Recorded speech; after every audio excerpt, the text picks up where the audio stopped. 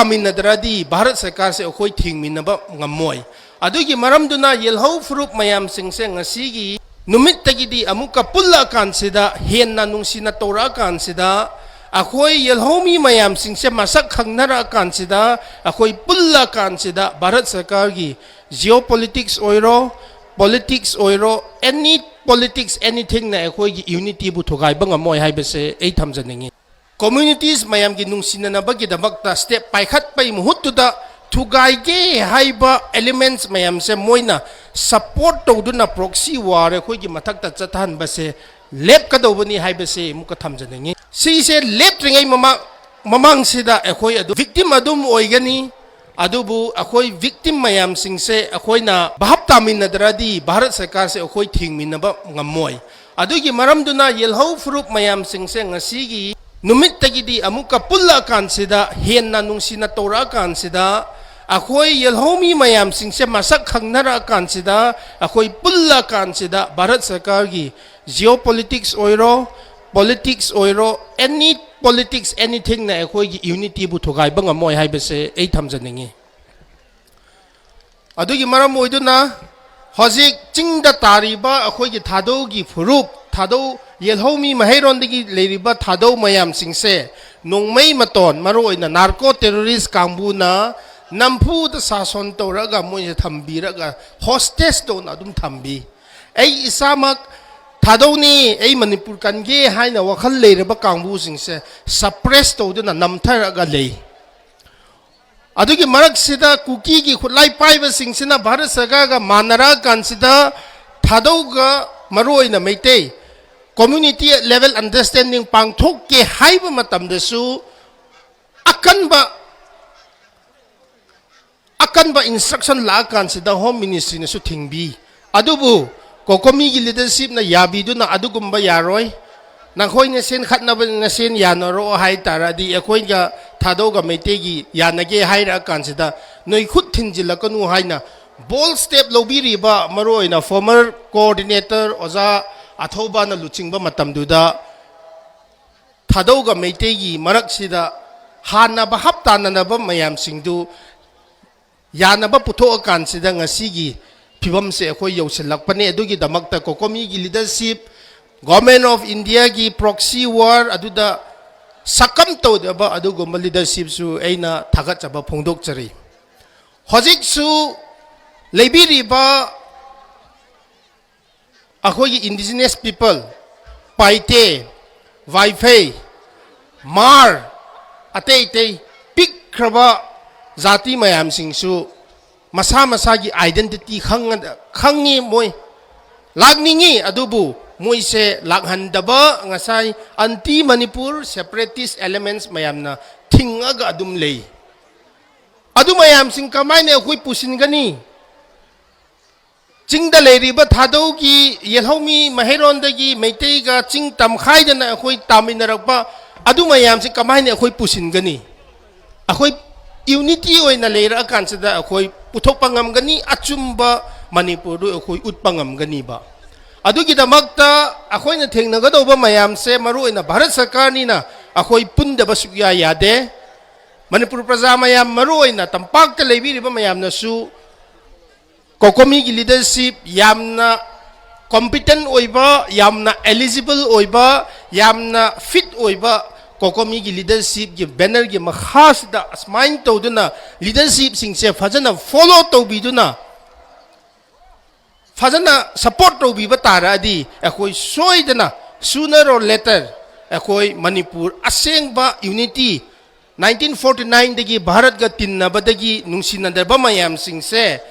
COCOMI gi leadership gi makhada akhoi maipak pangamgini haibase ai thajaba yamna wangna lei adugi maram oiduna prajana su adum support to biu haibase ei amuka thamjaningi loina na atei leite akhoi nungsinaba gidamakta maro oina leitaba zati Manipurda akhoina nampuda thonbiba ming karai dagi tholak pano karam kanda tholok pano akhoi khangdeba mikip khuding mak singse kuki ne haine akhoina thonba mayam singse akhoi su khetang tondang tora kansida kuki kanano Manipur da 93 da Naga ga lan tauba 97 da Paite ga lan tauba Maintai ga kuki lan tauba si aseng ba kuki kanano haiba se thidok na nabagi dabak magsita akhoi step lokhat se taseng na di kuki haiba mi se Manipur da leitabane kuki haiba se zati sunate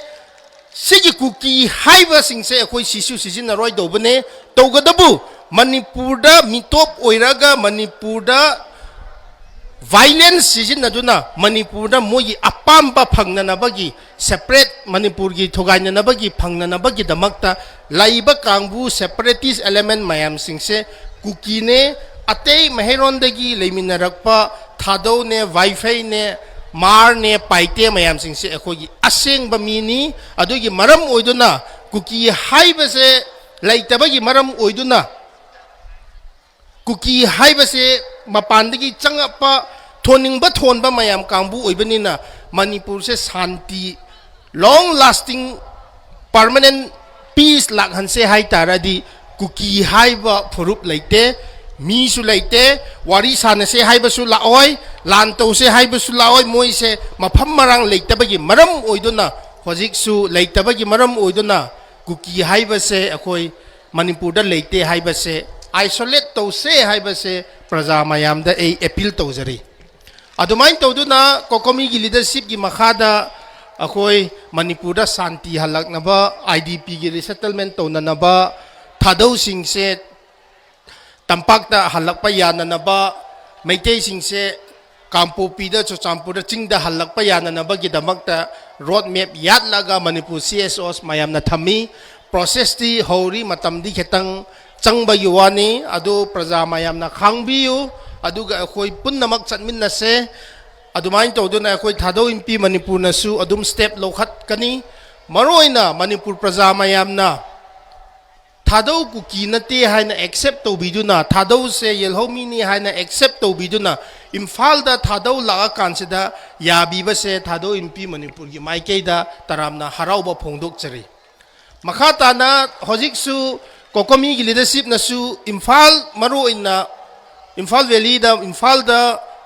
hostile elements leitre Manipur da kanagumbi idea of Manipur da thajaba Manipur gi apunba sakkam da thajaba kangbu singi da makta apanba amanta leitre haina phongbuk piba gi maram oiduna hojik peace gi khongthang hai tare nahan bahap taminna da ba mayam singse restoration process se yam thuna halakani adugi damakta lepkhat piba COCOMI gi leadership yam bol oina lepkhat laga imphal da hostile elements leitre anti Manipur kanagumbi nataba makhei sing lakpada athingba leite haina laukthok piriba COCOMI gi leadership su aina yamna harauba phongdok chari thado inpi Manipur natana Manipur indigenous people hills da leiba mayam sing na su yamna appreciate towi adugi damakta praja khoina adu support to biba mathau tai hojiki henna yamna support piba mathau tai haiba se aina muka thamjaningi adwai matang duda adum praja mayam ai la kansida Manipur peoples mayam Manipur kannanaba gi damakta lakpa mayam singse aina ura kansida yamna emotional oi aduga egi thado inpi Manipur gi leadership maroina president office bearer sing na nang chattaba yade phajana chatlaga message amasu pbu COCOMI gi leadership na matam pidrabasu nang na phajana haira kansida matam minute